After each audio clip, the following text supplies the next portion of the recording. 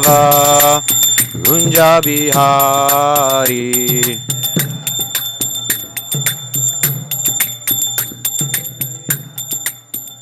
Jaya Radha Madhava Kunja Bihari.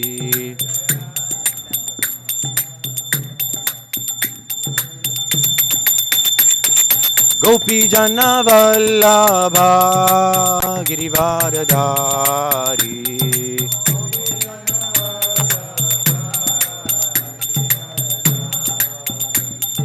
Gopi Jana Vallabha Girivaradhari.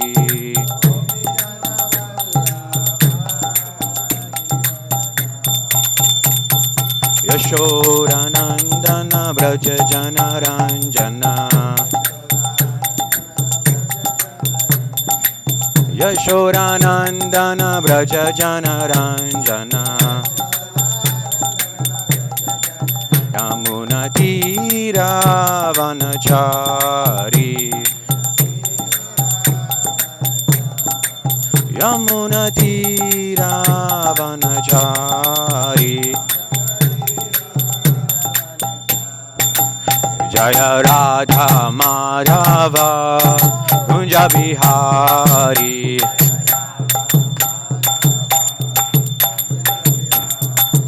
Jaya Radha Madhava Kunja Bihari.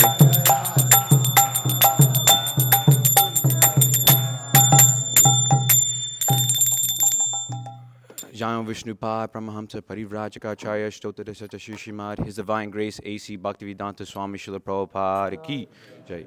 Jayan Vishnupad Paramahamsa Parivrajacharya Stotadasata Shishimad Srila Bhaktisiddhanta Saraswati Srila Bhaktisiddhanta Saraswati Thakur Maharaj Prabhupada Ki Jai. Srimad Bhagavatam Ki Jai.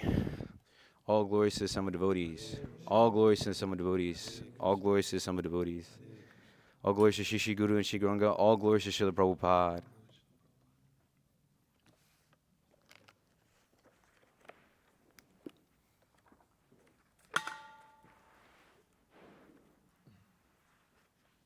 We're reading from Srimad Bhagavatam, Canto 3, Chapter 13, Text 45. Om Namo Bhagavate Vasudevaya. Om Namo Bhagavate Vasudevaya. Om Namo Bhagavate Vasudevaya.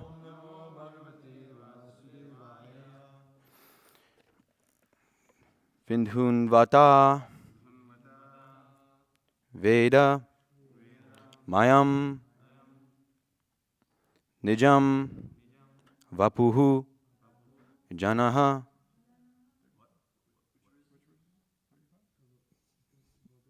Oh, sorry. 45. I was reading 44. Sorry. Saha Vai Bata Brashta Matihi Tava Irshate Yaha Karmanam Param Apara Karmanaha Yat Yoga Maya Guna Yoga Mohitam Vishvam Samastam Bhagavan Vedhehi Sham Savai Bata Brashta Matistavai Yakarmanam Param Apara Karmanaha Yad Yoga Maya Guna Yoga Mohitam Vishvam Samastam Bhagavan Vidhehi Sham Savai Bata Brashta Matistavai Shate Yakarmanam Param Apara Karmanaha Yad yoga maya guna yoga mohitam. Vishvam samastam bhagavan videhisham. Savai bata bhrashtamatis Yah karmanam paramapara karmanaha. Yad yoga maya guna yoga mohitam. Vishvam samastam bhagavan videhisham. Please repeat.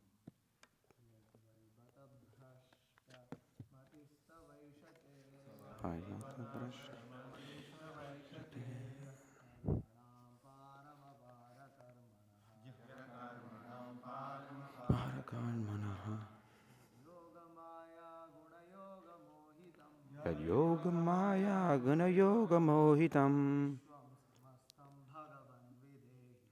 Vishvam samastam bhagavan videhisham. Savai bhata bhrashtamatista vaishate. Ya karmana paramapara karmanaha. Yad yoga maya guna yoga mohitam. Vishvam samastam bhagavan videhisham. Savai bhata bhrashtamatista vaishate. Ya karmanam paramapara karmanaha. Yad yoga maya guna yoga mohitam. Vishvam samastam bhagavan videhisham.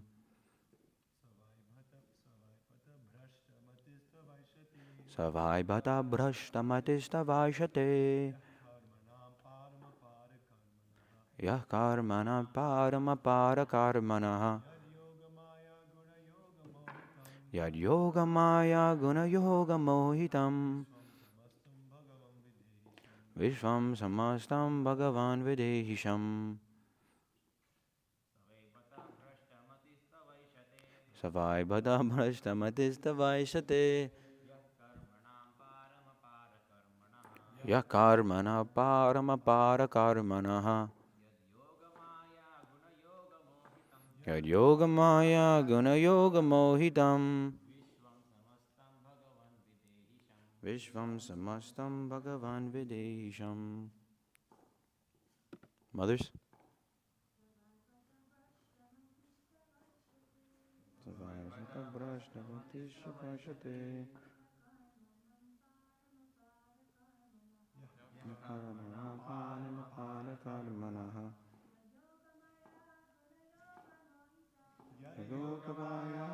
Yoga mohitam.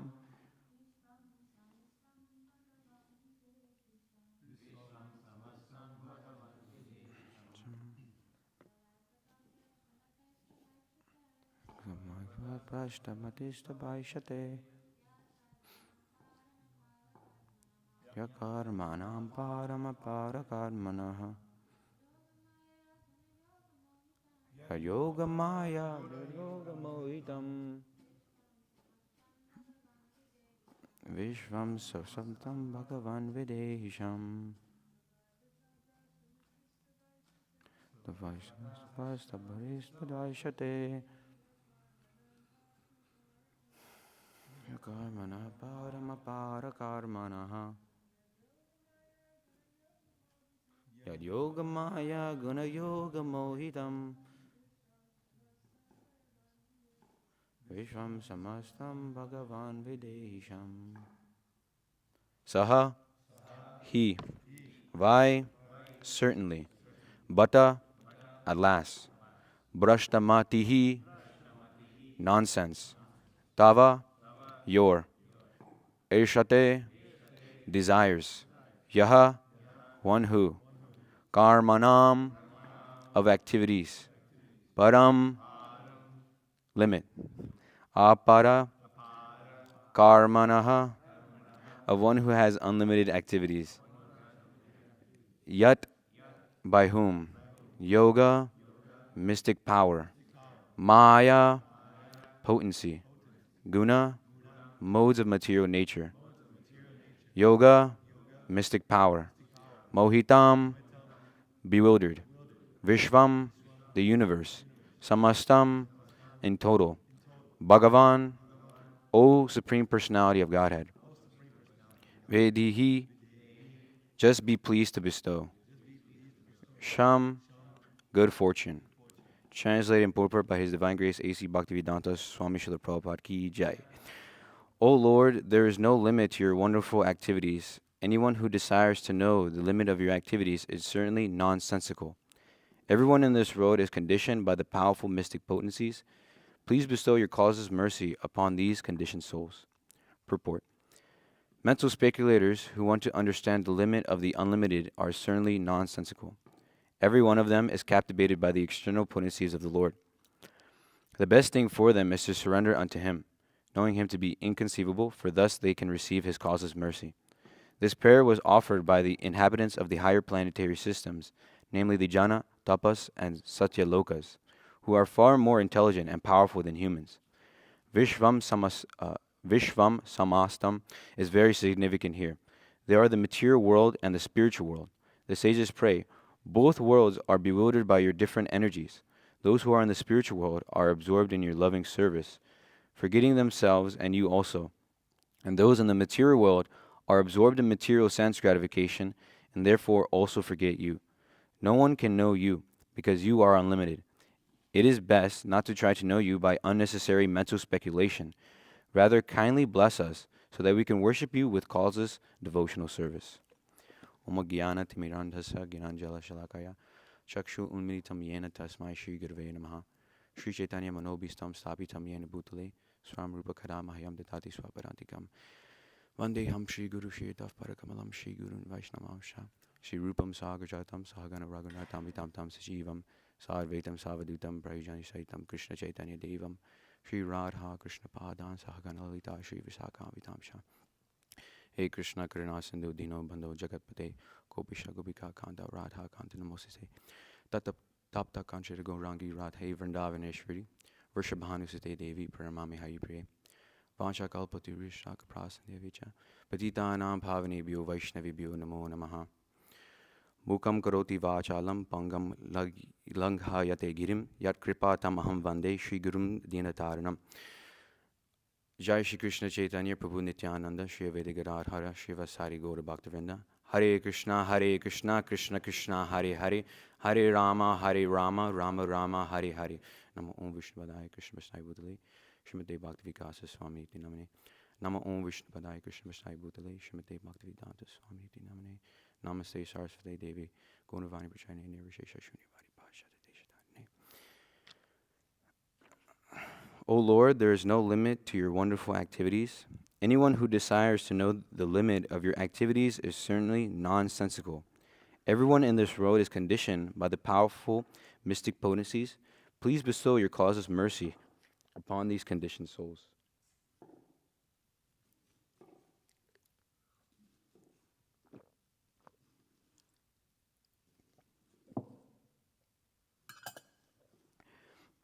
So Srila Prabhupada starts off this purport with the mental speculators who want to understand the Supreme. He calls them nonsensical because they believe there's a limit to the Supreme Personality of Godhead. But naturally, the Supreme Personality of Godhead, God, naturally means that He's unlimited. So you can't put a limit to God because it doesn't make any sense. It completely goes out of the dictionary of who God really is, which is unlimited potency. And we can see that this is going on every day. When you go out today on book distribution all the times, we see that we talk to people, we talk to them, oh, what religion are you promoting? What God are you following? Like this, they're asking like this. But we're saying, no, the same God, we're worshiping the same God everyone is worshiping all around the world. Prabhupada gives that analogy. There's only one sun, and in different parts of the world, they call the sun a different name. And so we also, everyone's just calling God a different name, whether it be Allah, whether it be Yahweh, Yeshua, Krishna, Vishnu, whatever it might be. There's only one Supreme Lord, but He's unlimited, so He has unlimited names.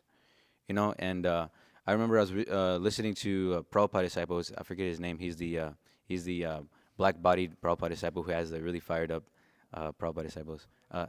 No, no, no.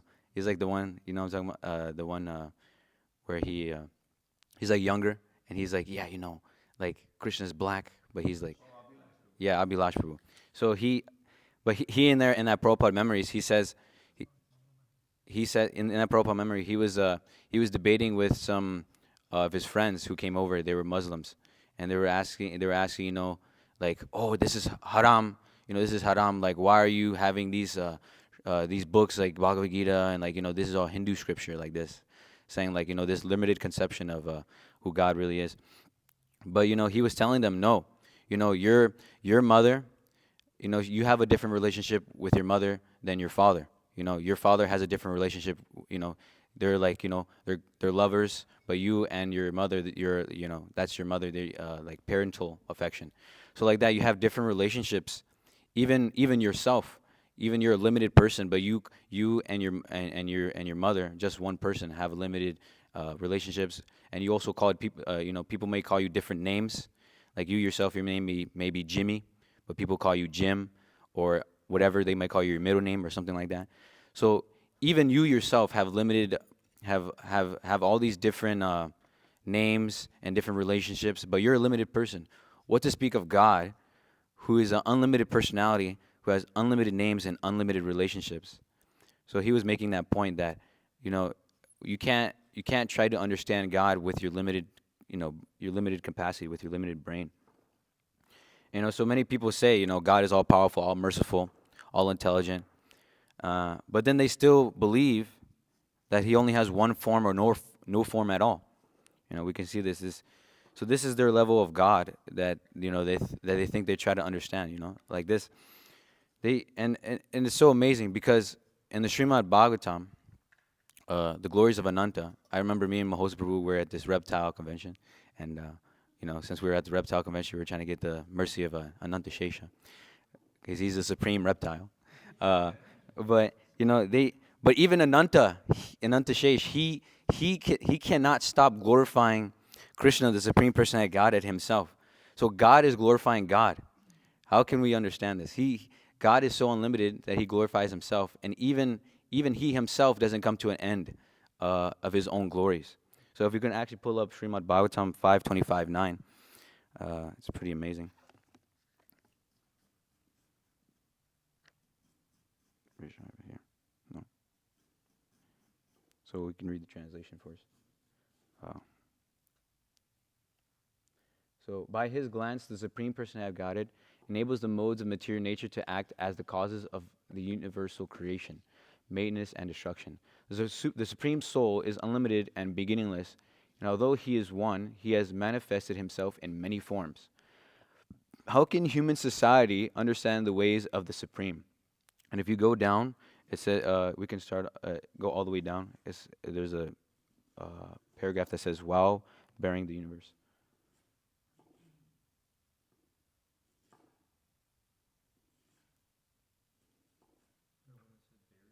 While bearing. There you go. While bearing the universe on one of his hoods, Anantadev chants the glories of Krishna with each of his thousands of mouths. If you go down. Although he has been chanting the glories of Lord Krishna since time immemorial, he has still not come to their end. So we can see here, naturally, Ananta is chanting the glories of Lord Krishna on and on, but still there is no end to the glories. So how can we, as limited people, understand the Supreme if the Supreme Himself can't even come to their own glories? Well, Krishna says in Bhagavad Gita, Bhaktya Mam Abhijanati, Yavan Yachasmisi Tatvataha, Tato Mam Tatvato Gyatva, Vishate Char Anantanam. He says that if a person wants to understand me, one has to come to me through devotional service. And one in such consciousness, full in devotion, the kingdom of Godhead he can enter. So like that, a person can understand Krishna by service, by devotional service. If you can go to 1855, if you can pull it up. Okay, I'll use the DJ for today. And Prabhupada clearly, if you go to the purport, Prabhupada clearly, go to the beginning. The Supreme Personality of Godhead, Krishna, and his plenary portions cannot be understood by mental speculation. So this goes back to this verse. Prabhupada opens up with mental speculators who want to understand the limit of the unlimited are certainly nonsensical. And right here it says the same thing. It says, the Supreme Personality of Godhead, Krishna, and his plenary portions cannot be understood by mental speculation nor by the non-devotees. If anyone wants to understand the Supreme Personality of Godhead, he has to take to pure devotional service under the guidance of a pure devotee. Otherwise, the truth of the Supreme Personality of Godhead will always be hidden. As already stated in the Bhagavad Gita, Naham prakashaha sarvasya. He is not revealed to everyone. No one can understand God simply by erudite scholarship or mental speculation. Only one who is actually engaged in Krishna consciousness and devotional service can understand what Krishna is. University degrees are not helpful. This is right there. So even if you have a PhD, it's completely useless because, what is your PhD going to gain you? Birth, death, old age, and disease. It's not going to gain you Krishna Prem. So we cannot understand Krishna with our limited power. And if you can pull this up, because it's in correlation to this university degree, if you can go to the TLC, Teaching of Lord Chaitanya, because it's pull up, chapter 20. I believe it's 20. Oh, no. Wait, let me see. What does it say? 20, go to 21. Yeah, there. Go to 21. And then go down to where it says, it is stated that when a person abandons. It's probably,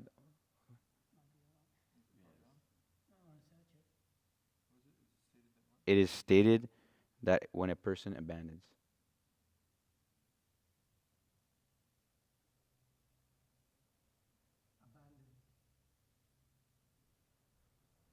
Sorry about this. There you go, 21, there you go. Pocket Veda is probably better. Should come actually. Something's off. They're on database thing. These things are right. Oh, the search on this is not that good. Database. Sorry about this technical difficulty.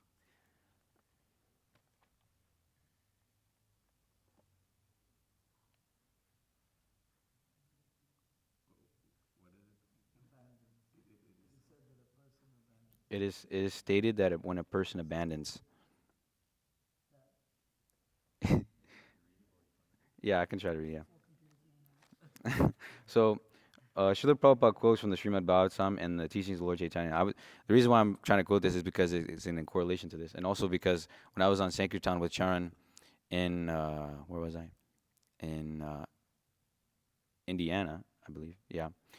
We were distributing books at Patel Brothers, and I was having a hard time. So I decided might as well look at Prabhupada's books because it helps a lot when you just, a mental platform. You just like read his books and then you're like, okay, I'm pretty good now. Anyway, so I read this, and when I read this, I was like, wow, this is amazing. And it says, it is stated that when a person abandons the path of devotional service and simply labors for knowledge, so a person who's trying to get a PhD, if they just simply hanker after this mundane knowledge, he has no profit other than the trouble he takes to understand the difference between matter and spirit. It is useless labor to try to get grains from an empty husk. So Prabhupada says here that if a person wants to have some mundane knowledge, it will be very, very difficult for them to understand what is the difference between matter and spirit. And we know that, what knowledge really means, what Prabhupada's definition, what knowledge really means is that to know the difference between, to know the difference between matter and spirit and the controller of both. So this is real knowledge. But he says here that it's useless labor to try to get grains from an empty husk. So these people who are trying very hard to get a PhD or trying very hard to understand the Supreme Lord by mundane scholarship, all they're getting is empty husks of grains. And says, it continues on, they are captivated by the external potency of the Lord. So they're completely captivated. And so, like I quoted before, they're complete. So like what their result, they're captivated by these empty husks. They're getting no grains. They're just starving for real knowledge. That's all they're getting.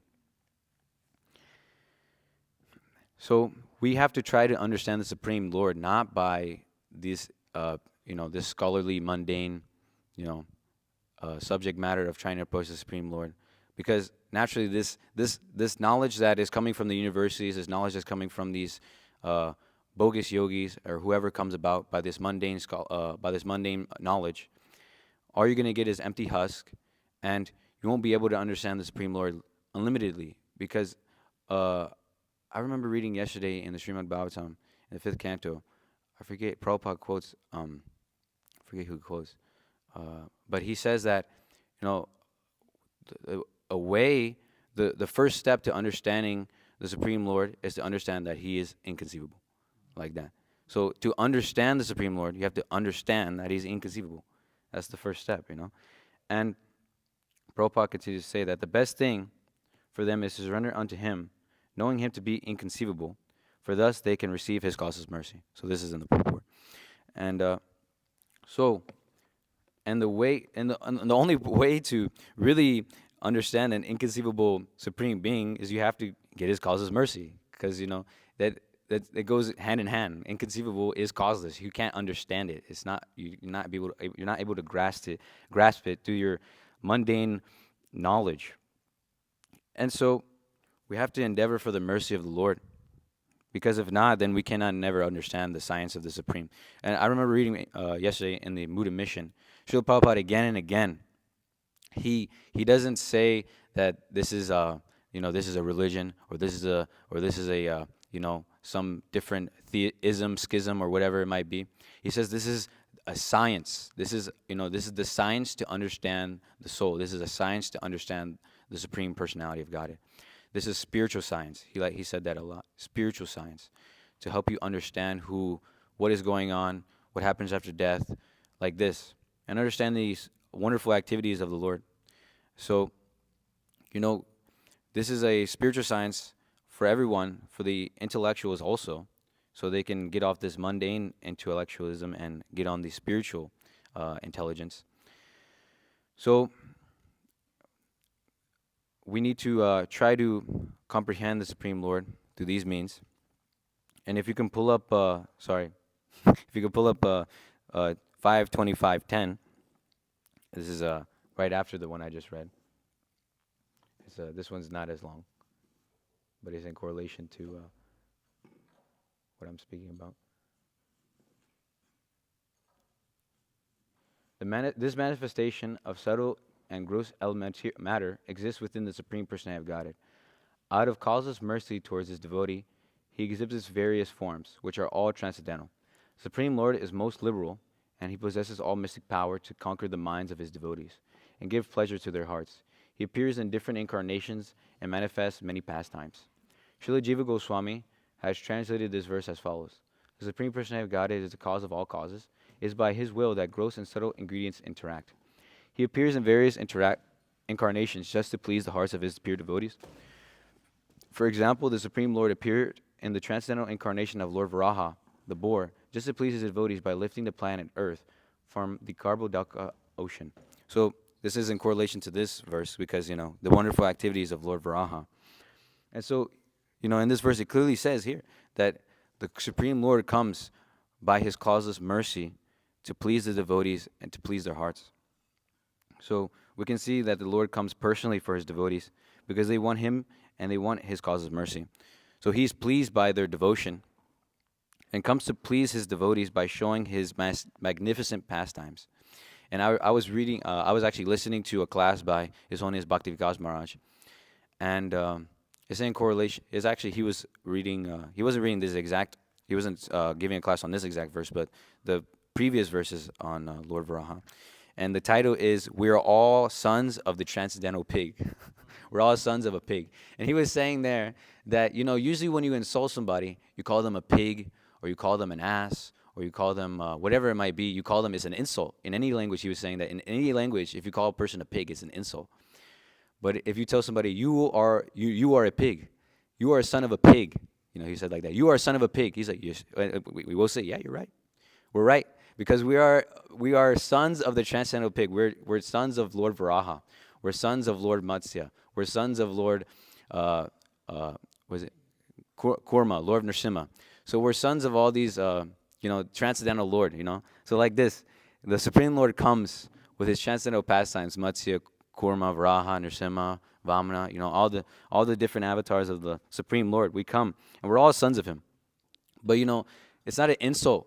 He was saying there that, I forget who was saying, but he said in the class that the actually the most abominable species, what was that? Yeah, Parikshit Maharaj. He couldn't understand. He was exhibiting this pastime. He couldn't understand that how can the Supreme Lord come as a fish? It's the most abominable species. How is this possible? But we understand, that the Supreme Lord, he can come in any form. He can do anything he wants. So like this, we can understand that the Supreme Lord Matsya is completely transcendental, just like Lord Varaha. He comes to perform these wonderful pastimes. And I don't remember where this is, but either a couple of verses before or later on. One second.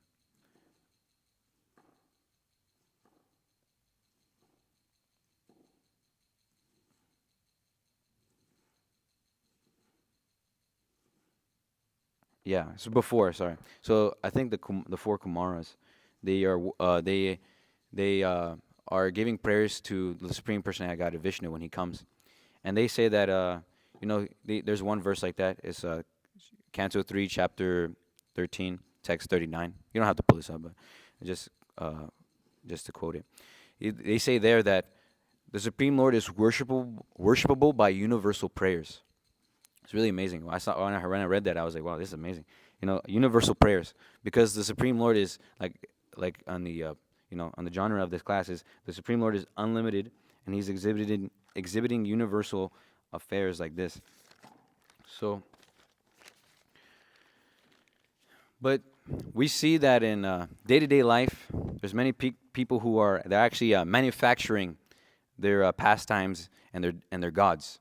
I remember I don't remember when, but either before I joined Christian Conscious or after, I remember seeing that the Christians, they very much love Jesus so much, but even though they love Jesus very much, they concoct these pastimes, I guess you can call, for example, they sometimes they have shirts of Jesus like hugging someone else, or they have Jesus fighting some Superman, or like this, concocting some different pastimes for Jesus.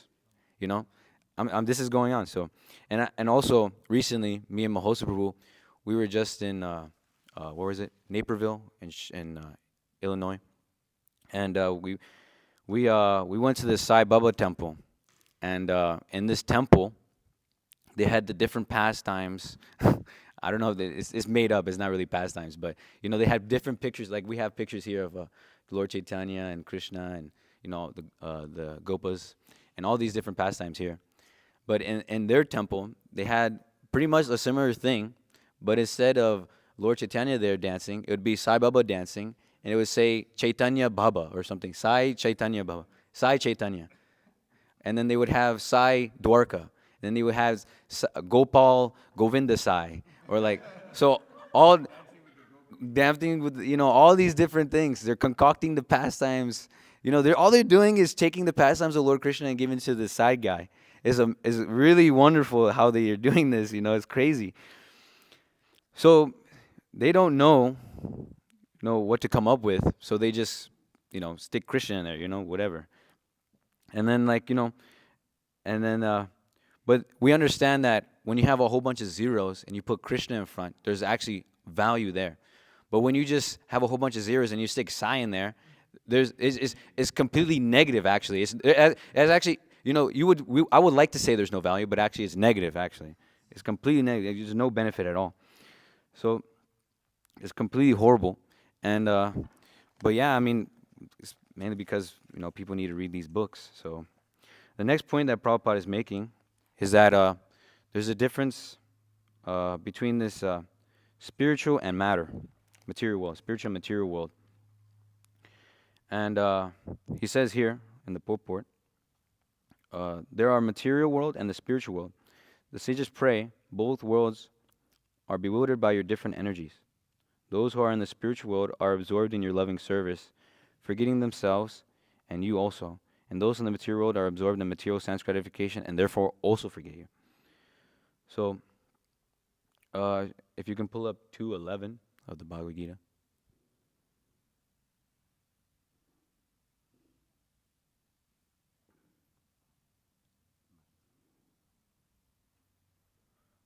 While speaking, the Supreme Personality of Godhead said, while speaking learned words, you are mourning for what is not worthy of grief. Those who are wise lament neither for the living nor for the dead. And then, if you go down. Okay, actually, I can just go back up. I can read.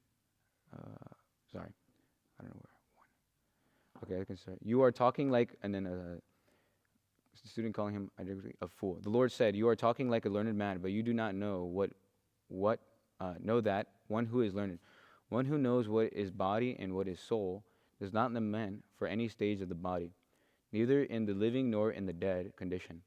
As explained in the later chapters, it will be clear that knowledge means to know matter and spirit and the controller of both. Arjuna argued that religious principles should be given more importance than politics or sociology, but he did not know that knowledge of matter, soul, and the supreme is even more important than the religious formulas. So, like I was quoting earlier, the difference between matter and spirit is the real the real controller of both. As Prabhupada says here in the purport, is the real knowledge, and it's said here, that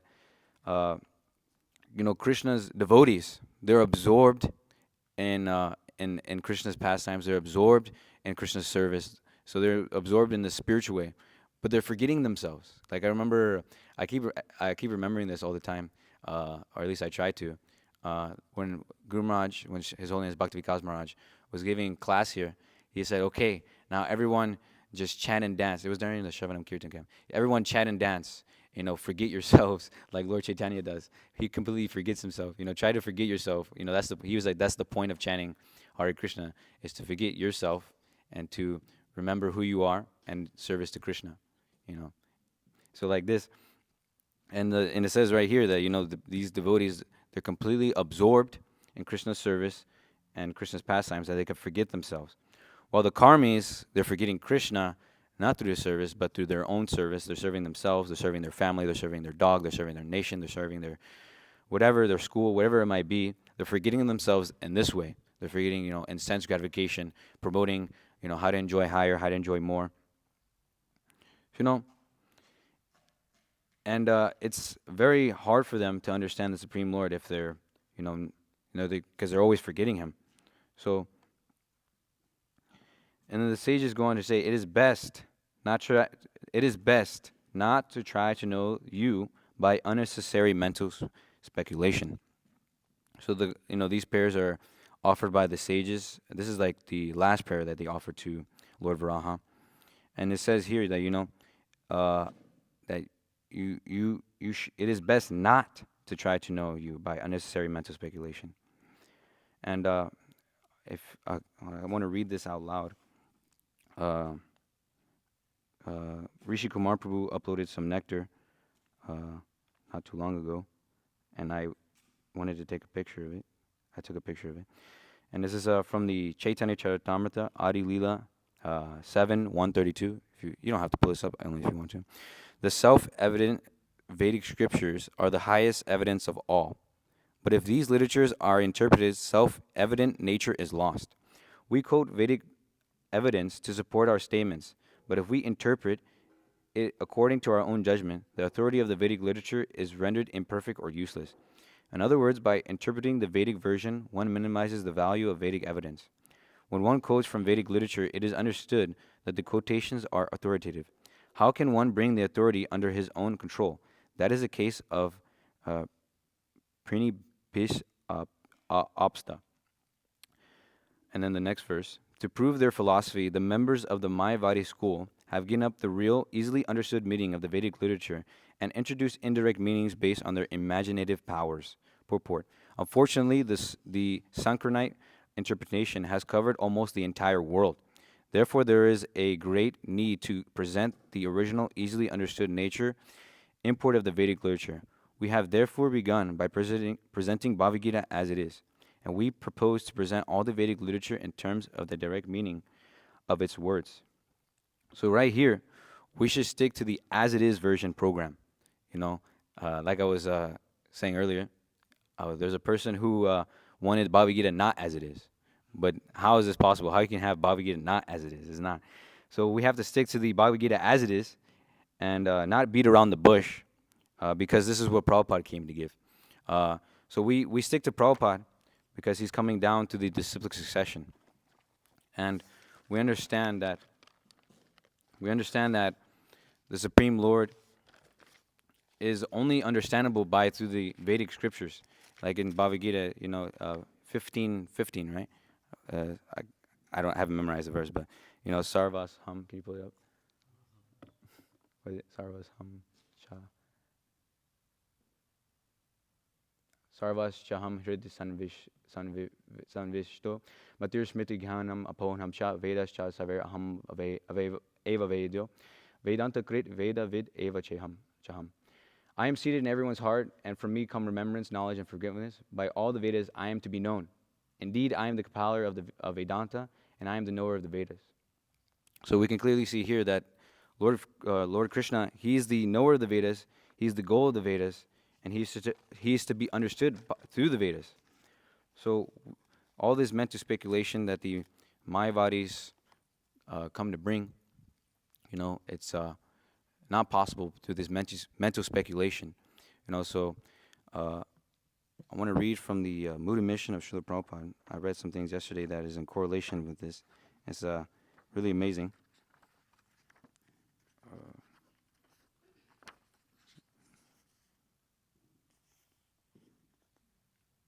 So, the pastimes of Lord Krishna are uncommonly full of transcendental potency. This is Prabhupada speaking. The pastimes of Lord Krishna are uncommonly full of transcendental potency. It is a characteristic of such pastimes that they do not fall within the jurisdiction of experimental logic and arguments. Put simply, it is to be accepted as axiomatic that Krishna can do anything. The lifting of Govardhan Hill by a 7-year-old boy may be unbelievable for the faithless, but for the devotees, it is absolutely believable. So we can see here that even though Krishna, he exhibits pastimes that are completely, not in the boundaries of in the scientific realm. Like, it's not possible for a 7-year-old boy to lift a gigantic mountain with his little finger. It is like completely inconceivable. But for the Krishna's devotees, it's completely believable because we understand him, like I said earlier in my class, we understand him not through mental speculation or through, this mundane knowledge. We understand him through devotional service. And I was also reading this yesterday. Okay, so this is in correlation with the Sai Baba statement. I never distinguishing himself from those charlatans who fake supernatural displays to exploit the gullible public, and specifically from the ludicrous Sai Baba. Srila Prabhupada stated, I never showed any jugglery, created any gold or anything like that. I say to my disciples, chant Hare Krishna, that's all. There's no jugglery. So follow these rules and regulations. Chant Hare Krishna. Boss, neither I have any such jugglery power, just like that Sai Baba does some gold. People are so foolish. If by manufacturing a little quantity of gold, suppose he does so, he's God. And if gold manufacturing is the qualification of becoming God, why shall I accept this rascal Sai Baba? Why not accept the bigger God who has manufactured millions and millions of gold mines? It is quite reasonable, sensible. So we can understand here that Sai Baba is completely bogus, and that we should try to understand who the real Supreme Personality of God is. And he's giving the example here. God is manufacturing millions and millions and millions of gold mines. And I remember this is a very amazing class by Tamal Krishna Goswami. God, what is it? God's incarnations. God competitors. There's another one that's like God's demigods and incarnations. And in that class, he's giving all the reasons why Krishna is the Supreme Personality of God. So he has on the different altars, he has Jesus, he has Lord Brahma, he has Vishnu, he has Shiva, he has and he doesn't have Sai Baba. But he asks anybody, he says, and if anybody here who thinks that their God is not here on the altar, please raise your hand. And then there's one gentleman, obviously he's a pious Telugu. So he raises his hand and he says, and he asks him, who do you think God is? He's thinking, oh, I think that Sai Baba is God. I think he said the one with the poofy here, actually. He said, so he said, yeah, he thinks he's God. And Samal Krishna Goswami, he said, why do you think he's God? And he says, I think he's God because he cures people. He's giving some medicine. He said, okay, why should you accept him as God? The doctors, the pharmacists, they can also cure you from your disease. Are they God? They have better supply, they have better medicine than this guy. So why are you calling him God? Is the doctor also God? And he says, and then he goes on to say, what is your other reasons for him to be God? He produces some gold. Okay, why are you accepting this person as God? He producing a little trinket of gold, while the jeweler over here has abundance of gold. He can also be God. Why are you saying that this person is God if he's only producing just a small trinket when there's a whole jeweler? And then some little ash. He's like, this person's producing some ash. What is the use of this ash? Anybody can produce ash. So your God is completely bogus. He was trying to make him understand that we should not understand God by our own mental speculation. And Prabhupada says there, by these cheaters, by these jugglers, we should not try to understand the Supreme Lord by not our own concocted ideas, but we should try to understand the Supreme Lord by a bona fide spiritual master, or through the Guru, Sadhu, Sastra. By like this, we should try to understand the Supreme Person. I got it. We should try not to get a PhD in these colleges, but a PhD in bhakti. Like this. Try to understand the Supreme Lord through all the different acharyas, through all the different scriptures, like this, and try to understand him through devotional service. That's the main point. Understand him by devotional service. Because also, there's many brahmanas who know all these. Like there's that story of this very learned brahmana. Narada Muni says that story. There's a very learned brahmana. He knows so many sastras, so many imports, so many Vedas. Like he knows all these different things of the Supreme Lord. And then like the Supreme Lord, he tells Narada Muni, and then the brahmana asks him, okay, what is Vishnu doing in Vaikuntha? And he's like, he's sticking an elephant in the hole of a needle. And then the brahmana is like, you didn't see the Supreme Lord. This is not possible like this. Even though he knows all these sastric injunctions. But, there's another, he was like, huh? What? Cobbler? Okay, so yeah, this person who makes shoes, he's not so learned in all these different Vedic injunctions. But, when Narada Muni came to tell him, what is Vishnu doing in Vaikuntha? Yes, Vishnu is putting the elephant in the hole of a needle. He's like, wow, this is amazing. Inconceivable, wonderful pastimes the Lord is performing in Vaikuntha. So like this, we should see that the Supreme Lord can literally do whatever He wants. So we need to try to understand Him through these, through His pure devotees, as Srila Prabhupada, I was in one of the purports that I brought. He says, try to understand the Supreme Lord either through Krishna himself, like Arjuna did on the battlefield of Kurukshetra, or through the pure devotee of the Lord. So I'll end my class here. If there's any questions, comments, or corrections, or anything else, I'll take them now. I just want to say thank you for preparing so nicely for the class. Really, really amazing. You're quoting Srila Prabhupada in every word you say, and quoting so many purports, and it's really inspiring to hear from you. So thank you very much for that nice class. It's all Srila Prabhupada. I genuinely mean it. It's not.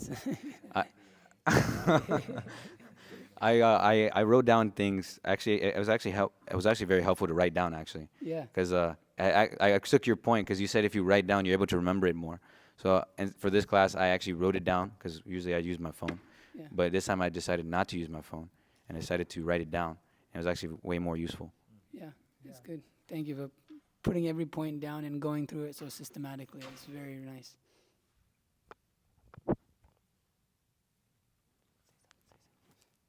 If no one has anything, I can read a very nice pastime. If you have some question or something, you may say. Okay, when you quoted that thing about the Mayavadis and the Chaitanya Charitamrita, Yeah, I thought was it really was inspired. interesting how the verse, it says, to prove their philosophy, the members of the Mayavad school have given up the real, easily understood meaning of the Vedic literature and introduced indirect meanings based on their imaginative powers. I thought that sounds really familiar because we see a lot of people, they'll speak about Krishna or they'll speak about bhakti or speak about spirituality, and then maybe even in a devotee clothes, but then they give some indirect meaning. But Lord Chaitanya is giving that as a definition of the members of the Mayavad school. So I found that interesting. I didn't know if you had anything to say about Yeah, I mean, uh, like I was saying earlier in my class, I literally wrote it down that we should, like, I mean, it says here that, mental speculators, all this Mayavad and all these people who go on to like spirituality, pseudo spiritualism, reach to the divine. This all comes about because of mental speculation ultimately. I mean, because people are trying to look for something. What is better than Krishna consciousness? What is better than Prabhupada? And Guru Maharaj says that's actually very dangerous. I remember hearing a class, and Guru Maharaj said that for, like, if you think that there is something than what Prabhupada came to give, that is a very dangerous situation. And so that's why we have to, like, stick to. That's why it's called Bhagavad Gita as it is. We have to stick to it as it is. And then, and I was also like, because like that person who Bhagavad Gita not as is, I was explaining to him like the reason why it's as it is because we're not, like you said, we're not changing the easily understood. What it says in that verse is easily understood. What is it? Easily understood. the real, easily understood meaning. Yeah, the really easy understood meaning of the Vedas. And Krishna says there directly, like worship me. I am the supreme personality of Godhead. All these different things like this. It's not that hard to understand. I mean, like, if you interpret it in a different way, oh, Krishna says I am the supreme. Oh no, I'm the supreme personality. Like, it doesn't make any sense. That means you just completely threw out. Like, do you know how to read or like what's going on? Like, it's not that hard to understand. So, I mean, yeah, it's just all through mental speculation, pretty much.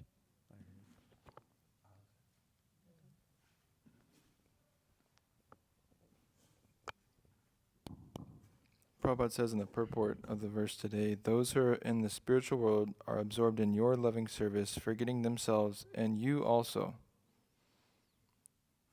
And then those in the material world are absorbed in material sense gratification, therefore also forget you. But saying those in the spiritual world are forgetting Krishna. So,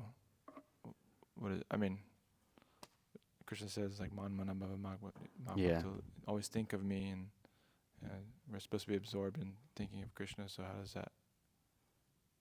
does that apply there? They're supposed to they're forgetting Krishna. Yeah, there's one connection where Vidura's wife, she was peeling some bananas, right? And then instead of like giving Krishna the whole banana, she was giving him the peel. So she was forgetting herself, and also I guess she was. I don't know if I don't think she was forgetting Krishna though. But I don't know how. I don't know. Maybe someone else can answer this. I don't know how to answer that. I'm gonna just be completely honest. But that's what I think of when I answer. I mean, that's what I think of when I hear this, like Vidura's wife peeling the banana. They forget who he is as the supreme Oh, personality. there you of go. Yeah, Godhead. yeah. Supreme Lord. He's Yeah, just my friend or son, Yeah. like that. that's true. Because yeah.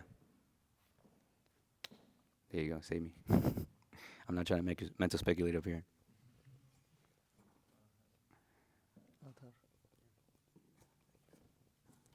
Right. In this purport you quoted from Bhagavad Gita, chapter 2, verse 11, it's stated that Arjun, he knew that religious principles were more important than politics and sociology and whatever, but he didn't know the science of the body and the soul, so therefore he should not pose himself as a learned man. The issue here is that people don't know that they don't know this knowledge. So how can you like solve this issue? Yeah, you don't know that you don't know the knowledge. They don't know that they don't know the knowledge. Yeah. Oh, they should know. You're asking. They're in ignorance, so what do you do about it? Uh huh. I mean, yeah, I mean, book distribution, right? You give them just slap some books on their hands and then ask for a donation. Tell them to read the books.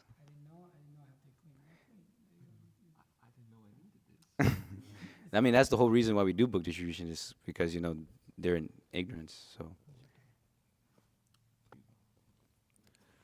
I wanted to read this really inspiring story of Srila Bhaktivinoda Thakur chastising this bogus yogi, wow. Bishaki Sen. It's what I just did. So, the background of the yogi, Bishaki Sen, was that he belonged to the sect called the Atibari Sampradaya, which was started by a person called Jagannath Das. In the beginning, Lord Chaitanya had ordered Jagannath Das to be a follower of Haridas Thakur, but later Jagannath Das gave up pure devotion and took shelter of Mayavad philosophy. Mahaprabhu rejected him, and for this reason he was called Atibari. The Atibari group was secretive in its practices, and the Thakur states, this group has many forged books wherein it is written that Chaitanya will again appear. Among them, there are some evil-minded people who attempt to imitate Chaitanya or Brahma, some who imitate Baladev or Krishna.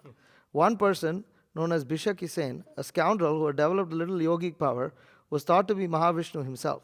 The yogi established a temple in the jungle near the village of Sharadaipur, and as he exhibited many mystic potencies, numerous people came to serve him. It was predicted in the concocted scriptures of the Atibaris that there would be a battle on the 14th day of Chaitra, March, April, and that Mahavishnu would then reveal his four-armed form. This news spread in the villages, and the yogi sent out a circular announcing that Bhagavan Mahavishnu, who had descended as Bishaki Sen, would deliver India from the hands of the Europeans by killing them all. He also began to exhibit various miracles to impress people. He would sit erect in front of a fire and lean into the flames for some time, and then return to an erect position without injury. He could read people's minds, instantly cure diseased persons, and manifest fire from his head. To those who lack knowledge of the various yogic practices by which Siddhi's powers are acquired, these events seemed extraordinary, even godly. However, to a serious student of the doctrines of yoga like the Thakur, such powers were simply an insignificant display of material power acquired by austerity with no real spirituality. I'll skip a little down. So, two of the yogi's associates posed as the Guna avatars, Brahma and Shiva. Living in the jungle not far from Bhubaneswar, he established a temple using funds that certain of the intimidated kings of Orissa had sent at his request. Some of the kings and villagers even sent women for his pleasure when he announced that he would hold a rasa dance, in which he would exhibit his sole supremacy and power over all women. When he actually had sexual relations with the wives of leading citizens of an Orissan town called Bringarpur, it created an outcry among the husbands and other leaders there, and they took the case to the government officials. Mr. Ravenshaw, the English district commissioner, was at that time in charge of the Orient division of the National British Indian government. After hearing from the leaders of Bringarpur, he decided to entrust the case to Srila Bhaktivinoda Thakur for a thorough investigation. The case was very sensitive. Bishaki Sen had gathered a large following of sympathizers and was seen as a potential threat to the security of the region, possibly capable of fomenting a local revolution. The Thakur set out with the district superintendent, the chief of police, and a few constables. In the evening, just at sunset, the Thakur entered the jungle where the yogi was staying near the village of Sharadaipur. He found many people sitting with the yogi. Many sick people had come to get cured by him and were glorifying him as an incarnation of God. Upon the arrival of the Thakur, the yogi rose from his throne and questioned him, "O Babu, I know that you are a Bengali and a magistrate. Why have you come here on this dark night?" Srila Bhaktivinoda Thakur replied, "I have come to see you." Bishaki Sen then rejoined, "That being the case, please sit down and hear my teachings. I am Mahavishnu. Arising from the ocean of milk, I have come to this place, and very soon I will destroy all the Europeans, including the King of England. I have proclaimed this everywhere." In his autobiography, the Thakur says, "I went at night to that jungle and spoke at length with Mahavishnu, and he revealed his vow to destroy the English Raj." After saying this, Bishaki Sen gave the Thakur a piece of palm leaf that had the very thing he just said written on it in poetic form. Exhibiting means he composed a verse for himself. And so Exhibiting his mystic powers, the yogi began to describe everything about Thakur Bhaktivinoda in detail, mentioning his name, mission, etc., and warned him not to try to interfere with him. He also revealed that he knew full well about the men that the Thakur had brought with him and were hiding among the trees. The Thakur was not impressed, and he asked the yogi, "If you are Mahavishnu, then why are you staying in this jungle and not at Puri, where Sri Jagannath Dev resides?" The yogi replied haughtily, "I am personally the Supreme Lord. There is no God at Puri. That so-called God Jagannath is merely a big slab of wood. Sri Chaitanya was my beloved devotee, and I will again make India the kingdom of the Hindus. For this reason I am living in the jungle. I know that you are an excellent court judge and a good devotee as well. When the Hindu kingdom is again established, I will give you a very good position in the government. I will make you the governor of the entire state of Orissa." Srila Bhaktivinoda Thakur then gravely replied, "The tiny living entity can never become God. Ravana, Hiranyakashipu, Shishupal, Dantavakra, and many others who came under the influence of this arrogant mentality were all destroyed." The yogi, in order to impress the Thakur with his power, then called before him many people with incurable diseases, and in a moment made them well. One person was suffering from a spear wound. The yogi brought him under his control and produced some ashes, which he smeared on the wound. Immediately the wounded man was well and free of pain. The Thakur was not moved, correctly seeing the yogi as an offender to the Lord, using God-given powers for his own self-aggrandizement. Leaving some spies to watch the yogi, the Thakur spent the night at a tent in Sharadaipur. The yogi had to be arrested, but first further investigation needed to happen. The next day, the Thakur traveled to the villages in the region to gather reports from the people. In some villages he heard praise, but others were angry about the yogi's affairs with married women and were anxious that this fever of attraction to the yogi might spread to the women of their own villages and result in scandal and humiliation. Thereafter, the Thakur gave the order to arrest the yogi, and seeing his men fearful, he personally led them, bringing with him 2 police inspectors, a police superintendent, and over 100 armed policemen. They arrived in the early morning hours. A sacrificial fire was burning in front of Bishakishen, and well over 1,000 followers were present. Many were offering prayers to the yogi. The Thakur and the policemen appeared on the perimeter of the crowd. When the yogi's followers saw the red-turbaned policemen armed with rifles and bayonets, many of them began to flee. News was quickly spread to the villages that the government had sent an army to arrest the avatar of God. Bishakisen sat observing all of this calmly.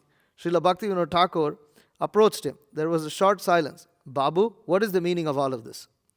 asked the yogi with apparent serenity. "They have come to take you. It is the governor's order that you should be brought to Puri," replied the Thakur. The yogi replied harshly, "Who is this governor? I am king, for I am the supreme Godhead and master of all the universes. I bow before no one.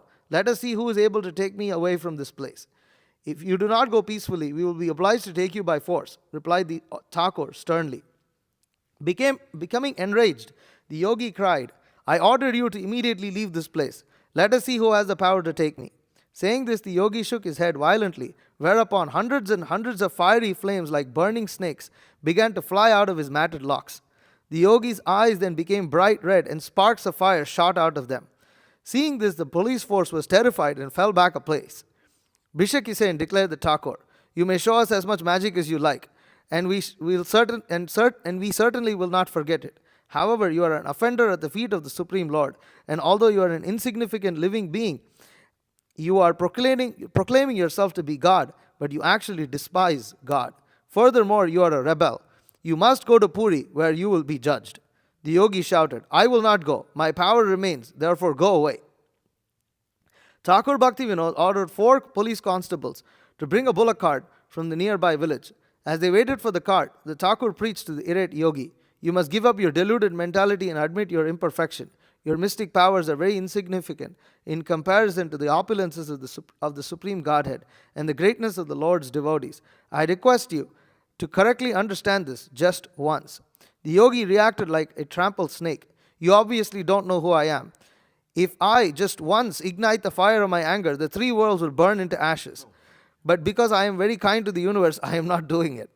Srila Bhaktivinoda Thakur began to laugh. "Acha, let us now go to Puri. When you get there, you can display the fire of your anger." By this time, the bullock cart had arrived. Seeing no way out of his predicament, the yogi ascended the cart. But before doing so, he announced to the Thakur, "It is the word of the devotee that the Supreme Lord protects. Therefore, I am only going to Puri to protect your word that you would bring me there."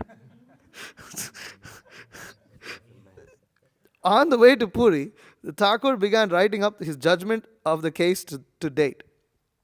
As the Thakur wrote, the yogi began exhibiting his mystic powers from the back of the cart. The Thakur noted them but remained steadfast. Upon arriving in Puri, the yogi was placed in solitary confinement until the trial. Srila Bhaktivinoda Thakur put 36 Muslim constables and 72 Katak policemen in charge of guarding his cell day and night.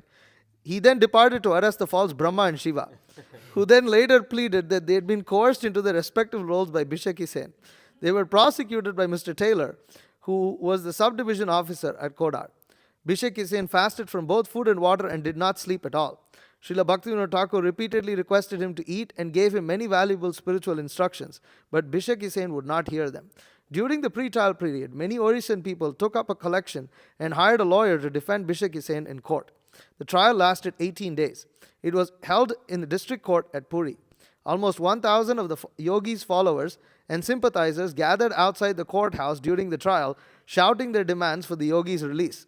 On the 5th day of the trial, the court was adjourned for the day. At the completion of the 6 days hearings, Bishaki Sen ominously threatened the Thakur, "Babu, you must immediately desist from prosecuting me, or everything you will have will be destroyed. Go to your home now and see what disaster is taking place there." When he arrived at his home, he found that his second daughter, 7-year-old Kadambini, afflicted with some deadly disease and high fever, repeatedly losing consciousness. Loud sounds of lamentation filled the house, but the Thakur did not fail in his determination, for he knew the Lord would protect him from the insignificant powers of a yogi. Many doctors came to attend his daughter, and by 8 o'clock in the morning, she was well and playing in the courtyard. The Thakur's wife, Srimati Bhagavati Devi, became anxious for the safety of their children, and she pleaded with her husband to let Bishaki Sen go before he destroyed their whole family. "Yes, let us all die," the Thakur replied, "but this rascal must be punished." The Thakur recalls the period in his autobiography. All over Puri there were disturbances. At that time the Puri school had a fire, and all of the people suspected him. At this time, Kadur, a nickname for Kadambini, came down with fever. Bishaki Sen, by his practice of yoga, had by some means attained yogic powers, and I obtained a lot of evidence against him. For 21 days, he did not eat or drink even a drop of water, but he did not show any weakness and gave unfailing cures to many people. On the 17th day of the trial, when the court rose for recess, Bishaki Sen stood up and screamed violently at the Thakur. Thakur is the judge. "Did you see what great calamity occurred at your house the other day? Still you are not coming to your senses. When will you be able to recognize me as the Supreme Lord? The final day of my judgment will be your death. What is the punishment for one who disrespects an avatar? How death sits on the seat of judgment and gives out his commands, I will see." When Thakur Bhaktivinoda returned home in the late afternoon of that day, he took off his court clothes, and all of a sudden he felt a sharp pain on the right side of his chest. As the night went on, the pain increased. The Thakur was unshaken in his determination, but it was unclear how he would be able to enter the court in such a condition to give his final judgment. In the morning, the severe pain persisted. Finally, by about 10 a.m., he felt a slight subsiding of the pain, and he was ready to write the judgment. He was unable to walk and had to be carried to his palanquin. On the final day, 1,000 of the yogi's followers again gathered in front of the courthouse and created a terrific din. Inside, the trial ensued. The Thakur's decision was announced. Bishaki Sen is found guilty of political conspiracy against the national British Indian government, as well as the state government of Orissa, and therefore is sentenced to 18 months of strict imprisonment and hard labor. When the huge crowd outside received the news of Bishaki Sen's sentence, they made a tremendous uproar and began to cry in unison, "Injustice! Injustice!" Bishaki Sen was being led away from the court when suddenly the district medical officer, Dr. Walters, jumped on the rascal from behind and cut off his long hair with a large pair of scissors. The English officer had come to know from his studies of yoga that yogis often conserve their powers in their hair, As soon as the matted locks of Bishakisen were cut, he fell to the floor devoid of all power and unable to walk. The pain in the body of the Thakur vanished, and the yogi was removed from the courtroom on a stretcher. When his followers saw that God had become overcome by having his hair removed, most of them deserted him. Srila Bhaktivinoda Thakur recalls in his biography, when his hair was cut, his followers said that he was a cheater and left him. The Thakur walked home peacefully. Bishakisen was held in the Puri jail for 3 months and then transferred to the central jail in Medinipur. In 1873, when still in prison, he took poison and died. After the rise of Bishakisen, there were other so-called incarnations. In Jajpur, a Brahma took over Bishakisen's former group and he was similarly punished. In Khandagiri, a Balaram made his attempt and was also swiftly thwarted. Just as Durvasa Muni had attempted to punish the pure devotee Ambarish Maharaj but was himself punished, a similar attempt was made on Thakur Bhaktivinod, but by the grace of the Lord, he was fully protected and victorious. Jai. That's amazing.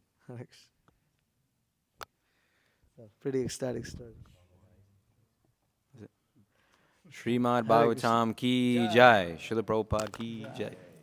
Vancha kalpatu shakabhasa vichar. Paditanam bhavani.